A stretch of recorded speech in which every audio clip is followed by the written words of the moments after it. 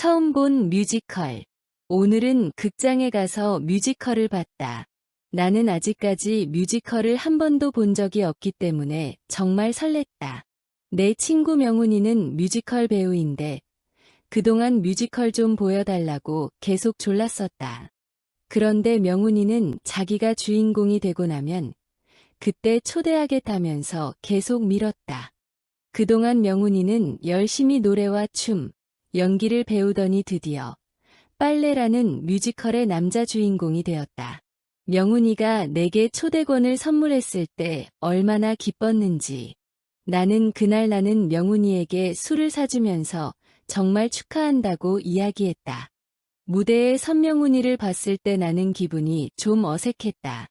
열심히 연기를 하고 있는데 아무리 봐도 그냥 내 친구 같았던 것이다. 하지만 시간이 지나고 나는 점점 더 뮤지컬에 빠져들게 되었다.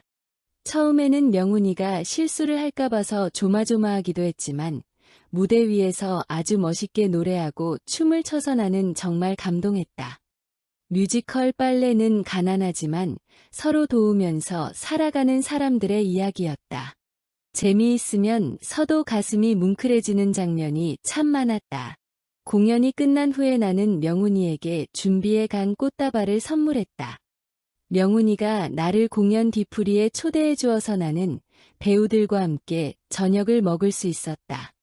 무대 위에서 봤던 사람들과 함께 밥을 먹으니까 왠지 이상하고 신기했다. 배우들이 내게 뮤지컬을 본 소감을 묻길래 솔직하게 이야기해 주었더니 다들 기뻐했다. 나는 공연을 보면서 궁금했던 점들도 많이 물어보았는데 배우들이 다들 친절하게 대답해 주어서 좋았다. 나는 뒤풀이가 끝나고 늦은 시간에 명훈이와 함께 집으로 돌아왔다. 우리는 돌아오면서 이런저런 이야기를 나누었다. 그동안 고생했던 내 친구가 마침내 그 열매를 얻게 된 것 같아서 정말로 기쁘고 자랑스러웠다.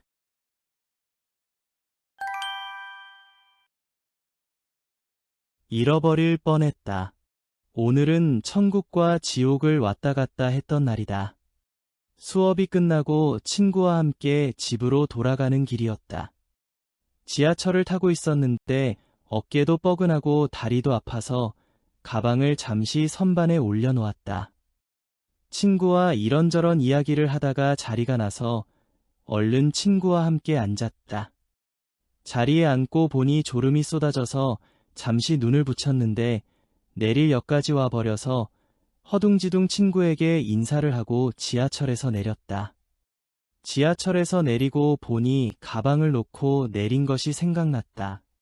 친구한테 전화를 해서 가방을 챙겨달라고 부탁하려는데 핸드폰도 가방 안에 있다는 것이 생각났다. 친구 전화번호를 외우고 있는 것도 아니라서 어쩌면 좋을지 알 수가 없었다. 나는 지하철 역무실로 가서 자초지종을 설명했다. 역무원 아저씨는 내 말을 한참 듣고서는 그럼 핸드폰으로 전화를 한번 해보자고 했다. 내 번호로 전화를 하면 진동이 울릴 테고 그러면 내 친구가 그 핸드폰을 받고 내 가방을 챙겨줄 수도 있을 거라는 말이었다. 나는 그거 참 좋은 생각이라면서 내 전화번호를 알려드렸다. 그리고 내 친구가 아직 내리지 않고 내 전화를 받아 주기를 간절히 바랐다. 처음 전화를 했을 때에는 받지 않더니 서너 번 더 전화를 하자 겨우 전화를 받았다. 그런데 내 친구가 아닌 어떤 낯선 여자의 목소리가 들렸다. 통화를 해보니 내 친구는 이미 내린 모양이고 그 여자는 근처에 서 있었는데 계속 휴대폰 진동이 울리길래 누가 가방을 잃어버렸나 싶어서 전화를 받았다고 했다. 그래서 가방을 받을 장소와 시간을 약속하고 전화를 끊었다. 정말 10년 감수했다.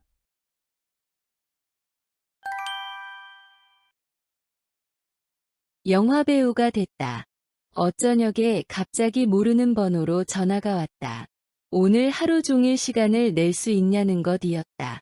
처음에는 무슨 이상한 광고 전화인 줄 알았다. 그런데 가만 들어보니 한 달쯤 전에 학교 게시판에서 영화 엑스트라 아르바이트를 모집한다는 광고를 보고 지원했었는데 이제야 연락이 온 것이었다.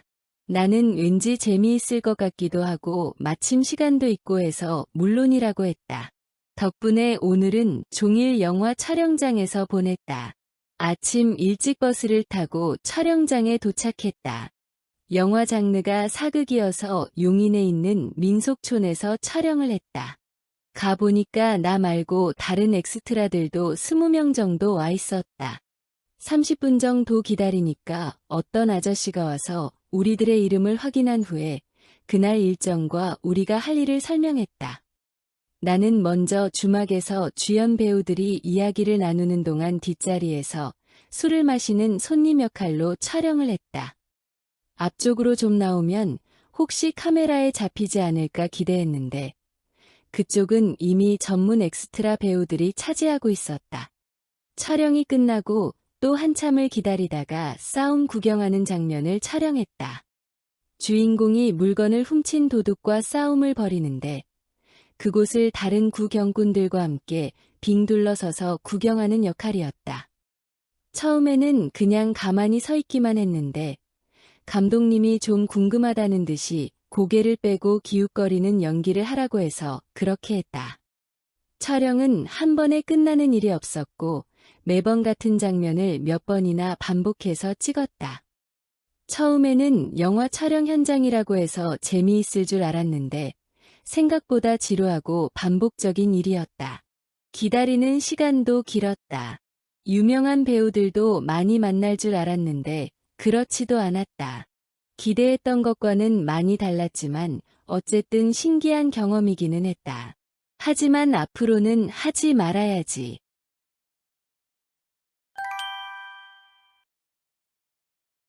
두 번의 비행기. 영수 씨의 어렸을 때 꿈은 비행기 조종사였다. 그렇기 때문에 복권에 당첨되었을 때 영수 씨 머릿속에 제일 먼저 떠오른 생각은 비행기를 사야겠다는 것이었다. 영수 씨는 비행기를 사기 전에 우선 비행 수업을 받기로 했다. 안타깝게도 별로 훌륭한 학생은 아니었지만 영수 씨는 아슬아슬하게 비행 시험을 통과해서 자격증을 받을 수 있었다. 이제 강사하고 같이 타지 않고 혼자서 비행기를 조종할 수 있게 된 것이다. 한동안은 혼자 비행기를 즐겁게 탔다. 하지만 얼마 후 혼자 비행기를 조종하는 일이 재미없어졌고 결국 가까운 친구에게 자기가 조종하는 비행기에 한번 타보라고 부탁을 했다. 하지만 그 친구는 비행기에 타지 않겠다고 했다.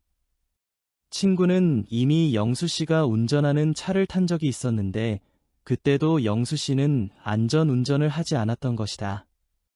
더구나 그 친구는 한 번도 비행기에 타본 적이 없었다. 결국 부탁할 사람이 없어진 영수 씨는 아내에게 비행기에 한번 타보라고 했다. 아내는 처음부터 영수 씨가 비행기 조종하는 것을 싫어했기 때문에 계속 거절했다. 하지만 영수 씨가 계속 고집하자 아내는 마지못해 비행기를 타기로 했다. 영수 씨는 아내에게 자신의 비행기 실력을 보여주고 싶었다. 그래서 비행기가 이륙하자 영수 씨는 비행 수업에서 배운 온갖 기술들을 모두 활용하기 시작했다. 곁에 앉은 아내는 계속 생각했다. 내가 미쳤지. 내가 미쳤어. 마침내 비행기가 활주로에 착륙했다. 안전했지만 역시 거칠었다. 아내는 비행기에서 뛰쳐나와서 남편을 돌아보면서 말했다. 2번이나 태워줘서 고마워. 남편이 말했다. 2번이라고? 1번밖에 안 탔잖아. 아내가 대답했다. 아니, 2번이었어. 처음이랑 마지막.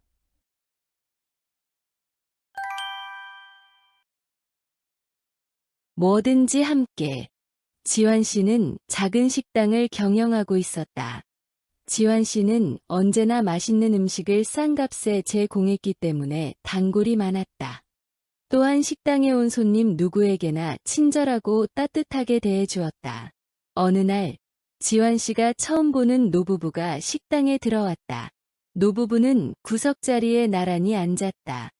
할아버지는 지환 씨를 불러서 김치 볶음밥을 주문했지만 할머니는 아무것도 주문하지 않았다. 지환 씨는 음식을 할아버지 앞에 놓았다. 할아버지는 볶음밥을 반으로 갈랐다.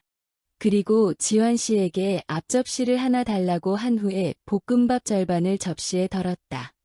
그리고 그 접시를 할머니 앞에 놓았다.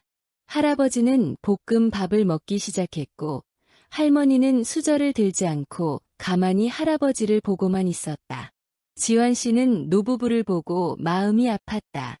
볶음밥 2인분을 시킬 돈이 없어서 반으로 나눈 것이라고 생각했기 때문이었다. 지환 씨는 할아버지에게 다가가서 조심스럽게 볶음밥 1인분을 서비스로 드려도 되겠냐고 했다. 할아버지는 대답했다. 괜찮아요. 신경 쓰지 마요. 우린 그냥 함께 나누는 걸 좋아합니다. 뭐든지 함께해요. 뭐든지. 그러고는 다시 볶음밥을 계속 먹었다. 지환 씨는 웃으면서 카운터로 돌아왔다. 그리고 다른 손님들의 주문을 받기 시작했다. 그리고 틈틈이 노부부를 보았는데 할머니는 여전히 식사를 하지 않고 있었다. 지환 씨는 자기 몫의 볶음밥을 할아버지에게 주려는 모양이라고 생각했다. 아무래도 안 되겠다 싶어서 지환 씨는 다시 노부부 자리에 갔다.